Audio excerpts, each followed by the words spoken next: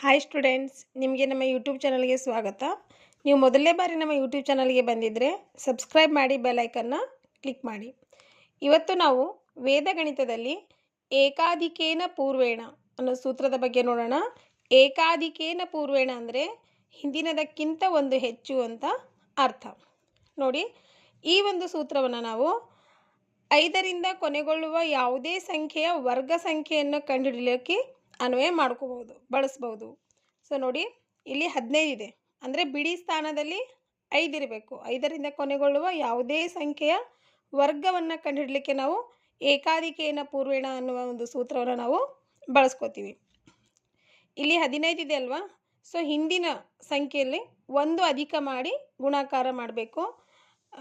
ಈ ಕಡೆ ಇರ್ತಕ್ಕಂಥ ಸಂಖ್ಯೆ ಎಡಭಾಗ ಬಲಭಾಗ ಅಂತ ಮಾಡಿಕೊಂಡಾಗ ನಾವು 5 5 25 ಅಂತ ಬರ್ಕೊಳ್ಳೋದು. 1 2 2 ಅಂದರೆ 15ರ ವರ್ಗ ಸಂಖ್ಯೆ 225. 25ರ ವರ್ಗ ಸಂಖ್ಯೆ ಕಂಡುಹಿಡಿಯಲು 2ರ 1 ಅಧಿಕ ಮಾಡ್ಕೋಬೇಕು. ಏಕಾಧಿಕೇನ ಅಂತ ಸೂತ್ರದಲ್ಲೇ ಸೂತ್ರದ ಹೆಸರಿನಲ್ಲೇ ಇದೆ. ಸೊ 2 3 6, 5 5 25. ನೋಡಿ, 35ರ ವರ್ಗ ಸಂಖ್ಯೆ ಕಂಡುಹಿಡಿಯಲು 3 4 12, 5 5 25 ಅಂದರೆ 1 2 2 5. ಈ 35ರ ವರ್ಗ ಸಂಖ್ಯೆ ಆಗುತ್ತೆ. ನೆಕ್ಸ್ಟ್ 45ರ ವರ್ಗ ಸಂಖ್ಯೆ 4 5 20. 4ಕ್ಕೆ 1 ಅಧಿಕ ಮಾಡ್ಕೊಳ್ಳೋದು, ಹಿಂದಿನ ಸಂಖ್ಯೆಗೆ 1 ಅಧಿಕ ಮಾಡ್ಕೊಳ್ಳೋದು.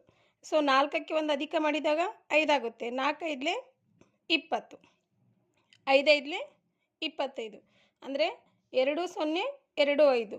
ಈ ಒಂದು 45ರ ವರ್ಗ ಸಂಖ್ಯೆ.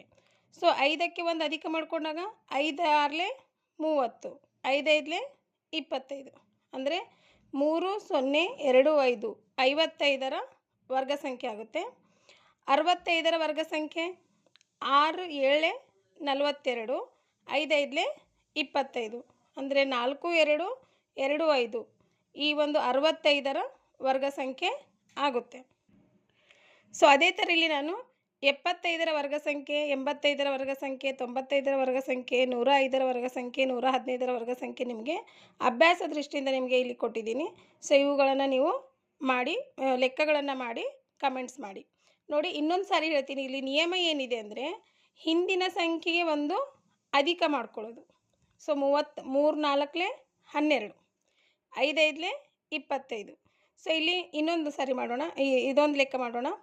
ಇಲ್ಲಿ 7 ಇದೆ ಅಲ್ವಾ, ಸೊ 7ರ 1 ಅಧಿಕ 8, 7 8 56, 5 5 25.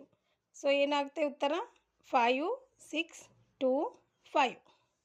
ಸೊ ಈ ಥರ ನಾವು ಲೆಕ್ಕ, ಈ ಒಂದು ಏಕಾಧಿಕೇನ ಪೂರ್ವೇಣ ಅಂತಕ್ಕಂಥ ಒಂದು ಸೂತ್ರವನ್ನು ಬಳಸ್ಕೊಂಡು ವೇದಗಣಿತದಲ್ಲಿ ಅತ್ಯಂತ ಕಡಿಮೆ ಸಮಯವನ್ನು ಬಳಸ್ಕೊಂಡು ಕಡಿಮೆ ಸಮಯದಲ್ಲಿ ನಾವೇನು ಮಾಡ್ಬೋದು, ಈ 5ರಿಂದ ಕೊನೆಗೊಳ್ಳುವ ಸಂಖ್ಯೆಗಳ ವರ್ಗ ಸಂಖ್ಯೆಯನ್ನು ನಾವು ಕಂಡುಹಿಡಿಬೋದು. ಸೊ ಈ ಒಂದು ಸೂತ್ರ ನಿಮಗೆ ತಿಳಿದಿದೆ ಅಂತ ಅನ್ಕೋತೀನಿ. ಹಾಗೆ ಈ ವಿಡಿಯೋ ನಿಮಗೆ ಇಷ್ಟ ಆಗಿದೆ ಅಂತ ಕೂಡ ನಾನು ಅನ್ಕೋತೀನಿ. ಸೊ ಲೈಕ್ ಮಾಡಿ, ಶೇರ್ ಮಾಡಿ, ಕಮೆಂಟ್ಸ್ ಮಾಡಿ ಮತ್ತು ಸಬ್ಸ್ಕ್ರೈಬ್ ಮಾಡಿ, ಬೆಲ್ ಐಕನ್ನ ಕ್ಲಿಕ್ ಮಾಡಿ. ಮುಂದಿನ ವಿಡಿಯೋದಲ್ಲಿ ಮತ್ತೊಂದು ಸೂತ್ರದ ಜೊತೆಗೆ ನಾನು ಬರ್ತೀನಿ. ಧನ್ಯವಾದಗಳು.